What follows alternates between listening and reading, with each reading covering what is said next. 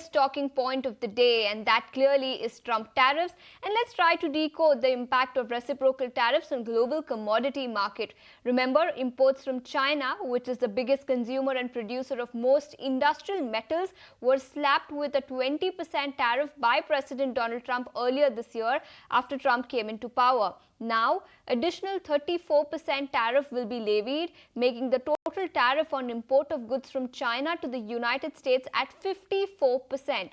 To understand this and the impact on base metals and where base metal prices are headed for the rest of the calendar year, we now have Paul Bartholomew now joining us on the show. Paul, thanks so much for taking your time out and joining us here on ET Now. And first things first, let's discuss the impact of tariff war on base metals.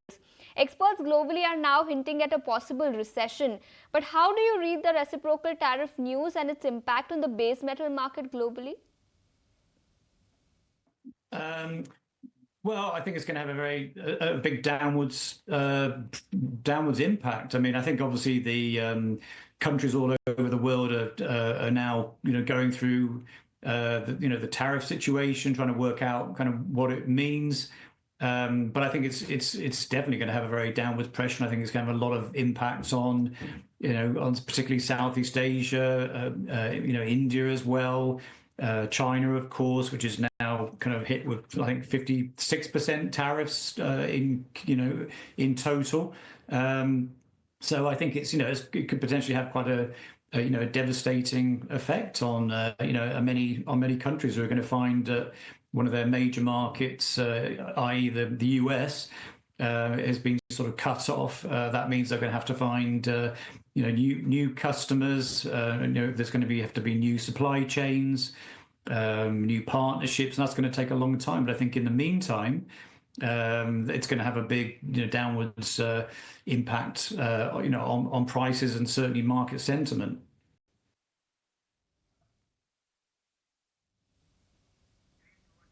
So, Paul, that was exactly my next question. At a time when the Chinese economy is already reeling under pressure, US has now slapped a total of 54% tariff on Chinese imports.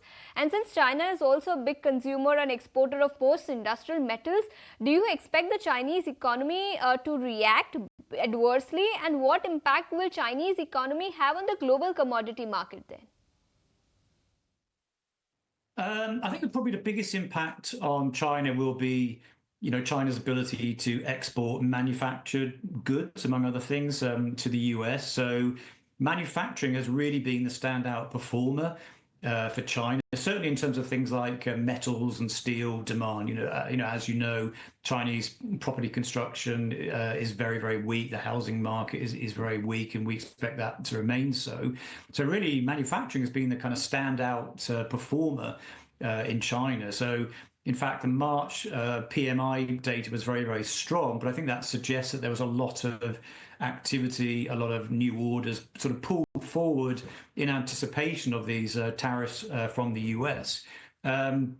Given, I look specifically at things like steel, and I think China's been exporting quite a fair bit of steel, a lot of sort of flat steel products which are used for manufacturing. So I think it could have a sort of double impact, really. One is that I guess unless there's a bit of a production cutback in China, it could potentially result in higher steel exports. But I think really it's going to be on I guess China's manufactured good exports is going to have a lot of impact, and we're already sort of seeing that having an impact on sentiment. So I think I think those are probably the biggest factors. So these are some of the factors which will have an impact on the global commodity market. But given that there's a lot of uncertainty around tariffs, for the rest of the year, how do you expect base metals to move? I think we've got aluminum sort of obviously a little bit softer as well. I think it's going to affect all metals are going to be affected. Because obviously, Chinese demand, China's market obviously is the most important, and so I think that's going to have the biggest impact. Chinese real estate market is going to be impacted, which will indirectly impact all other base metals. But when we talk about ferrous metals in particular, Paul, since China's real estate market, as you rightly mentioned, hasn't yet recovered from COVID lows, where do you see iron ore prices headed for the rest of this calendar year? Yeah, I think we've got sort of Chinese prices maybe at the moment sort of coming off a bit about 30, 35 equivalent $35 a bit softer than they were last year, but there could be some downside risk to that price forecast now, given the extent of the tariffs that have just been announced and perhaps some downwards pressure in the second half of the year. For iron ore, we've got around just under $100 a ton.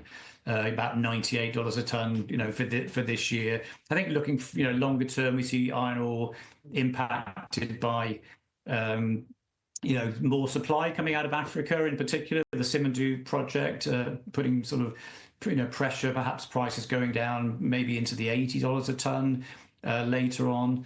As some of that supply comes on out of Guinea in Africa, namely the Simandou project, and as steel demand production comes off a little bit in China.